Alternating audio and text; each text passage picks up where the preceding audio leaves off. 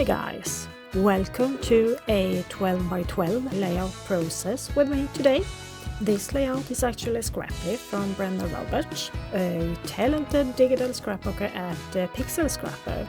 I really like to scraplift digital layouts, so this one was made for me, so to speak. I started with a solid colored cardstock, grabbed a couple of stencils, distress inks, clean plastic and a spray bottle with water, and then I went berserk. I also fussy cutted the paper elements, but that took forever, so you just not have to see that. I admit that I can be quite nice sometimes. The paper elements are printed on 100 GSM paper and the photo on 200 GSM photo paper.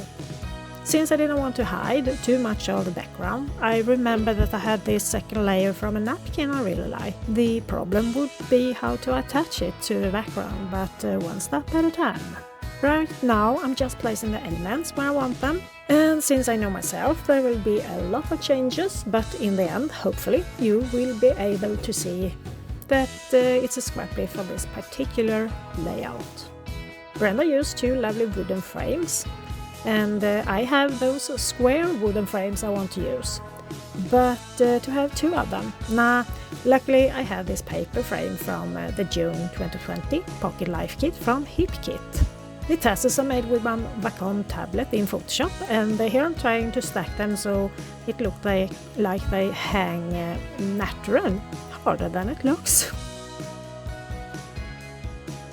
Fun fact is that when I have to be steady, I almost always get these weird shaky ticks. Seriously, why? At least I didn't manage to glue the tassel too wrong this time. This element is a fun thing. It's actually a border stamp I have stamped onto shrink plastic.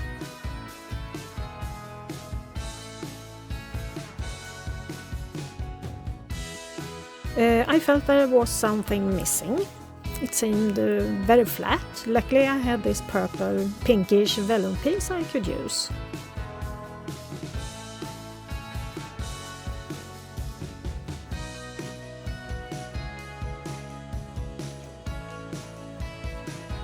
Yep, I always pull out my phone to take a photo when I'm ready to start gluing everything down. I really can't remember where everything is supposed to be if I don't do this.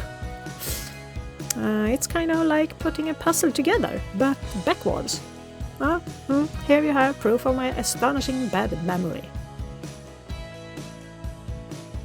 Since the vellum piece will be placed at the bottom, with everything else on top, I start by gluing that piece.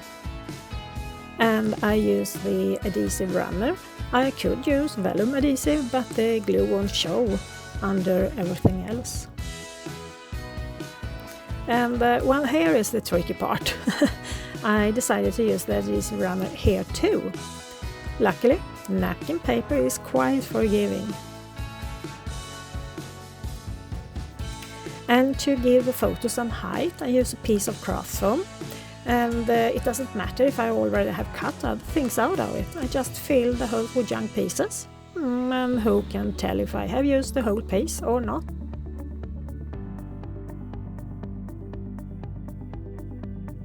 So the turn has come to the tassels.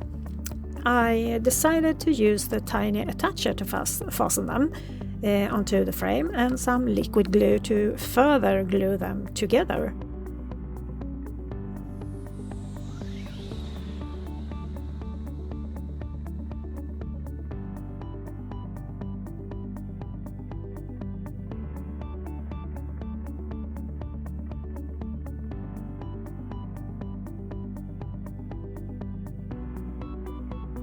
I wanted the quote piece to have some height as well, so I did the same procedure as with the photo. Then I have to glue the frame on top, and since the quote is printed on matte paper, I can use liquid glue on the frame. Needless to say, but shaking ticks must be my second name.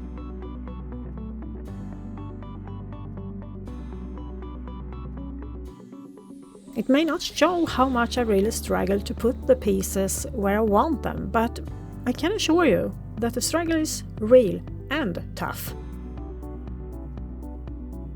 And for the paper frame I use the ATG instead of liquid glue, just in case I slipped.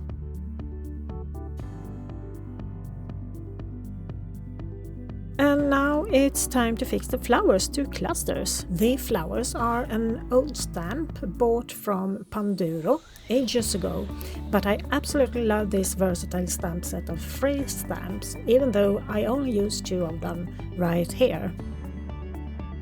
If you wonder, I glued every element with liquid glue, well, except for the napkin and the vellum. For this little piece I want some height too, so tiny scraps of craft foam it is.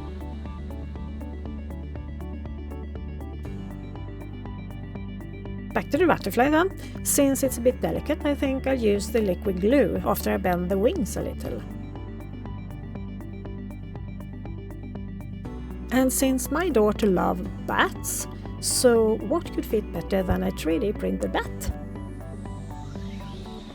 I'm beginning to feel that the layout is almost complete, and I just want to go stamp the photo date and add some logo drops together with some metallic watercolor splatter.